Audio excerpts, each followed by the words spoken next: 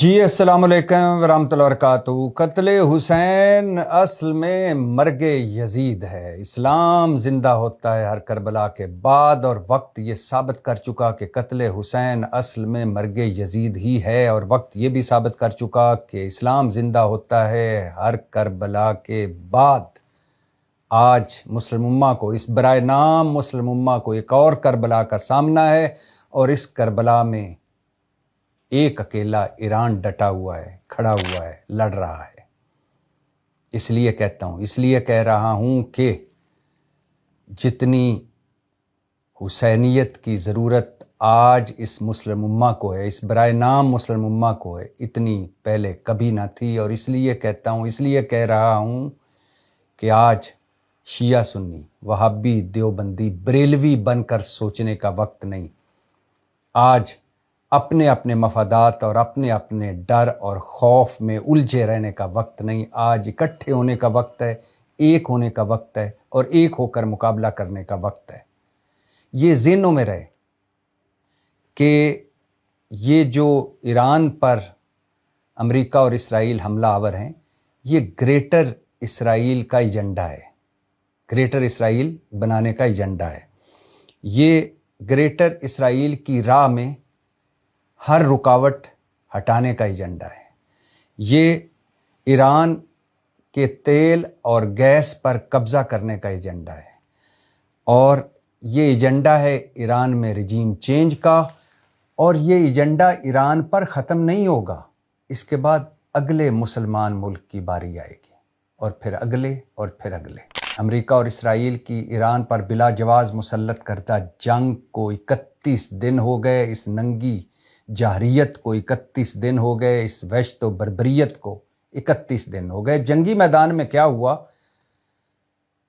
امریکہ اور اسرائیل کے ایران پر حملے، کہاں کہاں حملے ہوئے وہ بھی بتاؤں گا، اور ایران کی لازوال، بے مثال اور با کمال مزاحمت، مطلب ایران کے جوابی وار، ایران نے جوابی وار کہاں کہاں کیے یہ بھی بتاؤں گا۔ لیکن ان سب باتوں سے پہلے صدر ٹرمپ کی بات کر لیتے ہیں، صدر ٹرمپ کی دھمکی کی بات کر لیتے ہیں، صدر ٹرمپ کے الٹیمیٹم کی بات کر لیتے ہیں۔ صدر ٹرمپ نے کہا ہے کہ ایران کی نئی قیادت سے مذاکرات تو جاری ہیں، لیکن مذاکرات اگر کامیاب نہ ہوئے، معاہدہ نہ ہوا، تو پھر ایران کی توانائی تنصیبات، مطلب بجلی گھر، سارے بجلی گھر تباہ کر دیں گے، سارے تیل کے کنویں تباہ کر دیں گے، اور ایران کے پانی صاف کرنے والے سارے پلانٹس تباہ کر دیں گے۔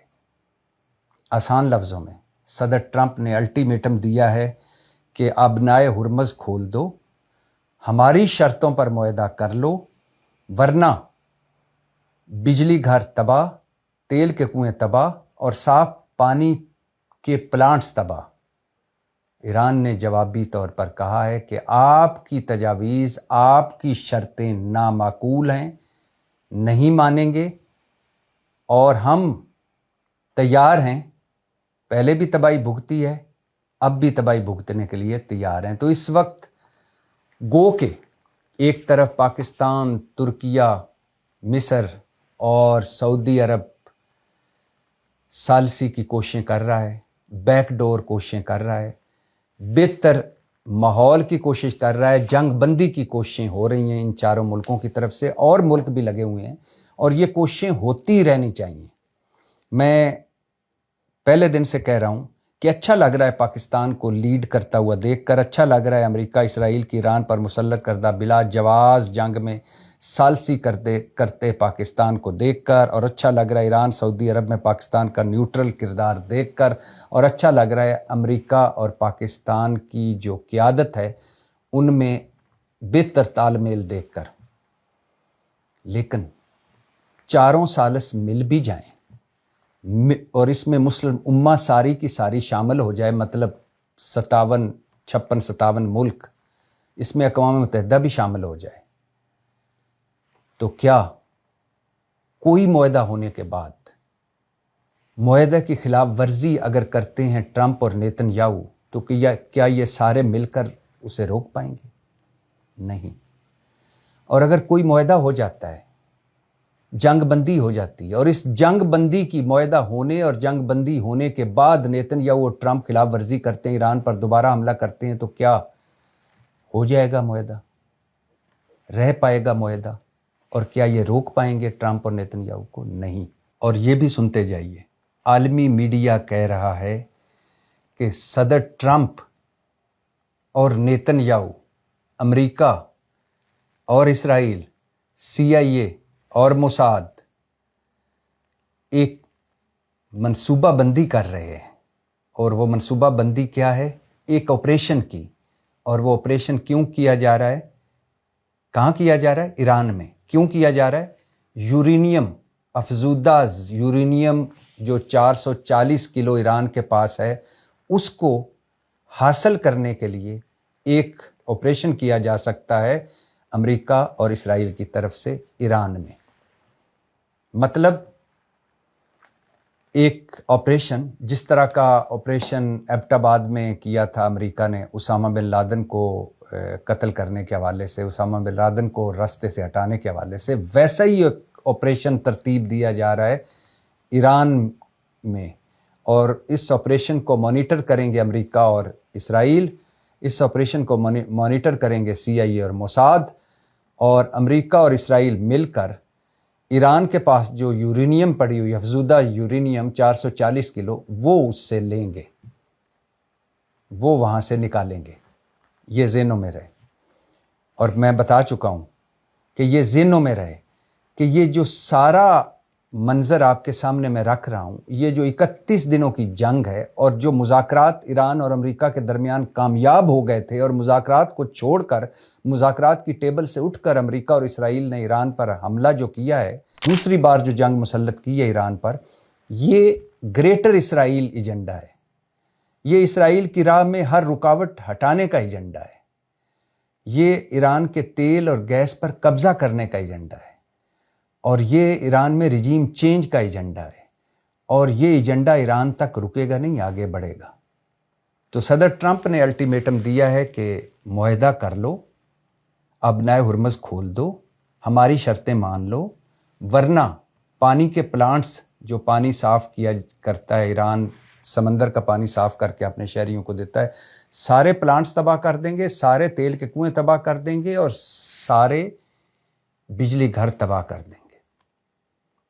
تو جنگ شدت اختیار کرتی ہوئی نظر آ رہی ہے، جنگ خطر سے خطرناک موڑ کی طرف بڑھتی نظر آ رہی ہے۔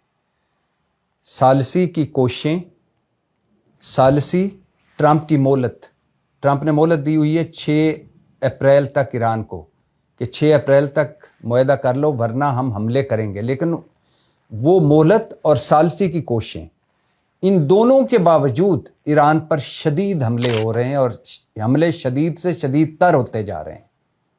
اور یہ بھی سنتے جائیے کہ صدر ٹرمپ نے کہا ہے، اور پہلی بار کہا ہے، اور پہلی بار دل کی بات کی ہے، کہ جزیرہ خارگ پر قبضہ کر کے ایرانی تیل حاصل کریں گے۔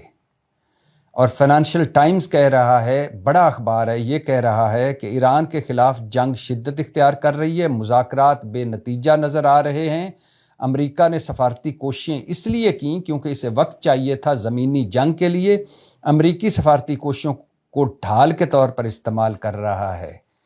یہ جو سفارتی کوششیں ہو رہی ہیں، ثالثی کی کوششیں ہو رہی ہیں، یہ فائنانشل ٹائمز کے مطابق یہ ٹائم حاصل کر رہا تھا امریکہ اور اسرائیل، یہ دونوں ٹائم لے رہے تھے تاکہ سفارتی کوششوں کو ڈھال کے طور پر استعمال کیا جائے، اور اپنے جو زمینی دستے ہیں وہ اس خطے میں پہنچائے جائیں، اسلحہ پہنچایا جائے، اور یہ جزیرہ خارگ پر قبضہ کرنے کے سے پہلے کے سٹیپ ہیں۔ اور یہ بات سچی اس لیے لگ رہی ہے کہ 3500 اور امریکی فوجی خطے میں پہنچا دیے گئے ہیں، ایران کی سمندری حدود میں موجود ہیں، امریکی اڈوں پر پہنچ گئے ہیں 3500 اور امریکی فوجی۔ اچھا، اور واشنگٹن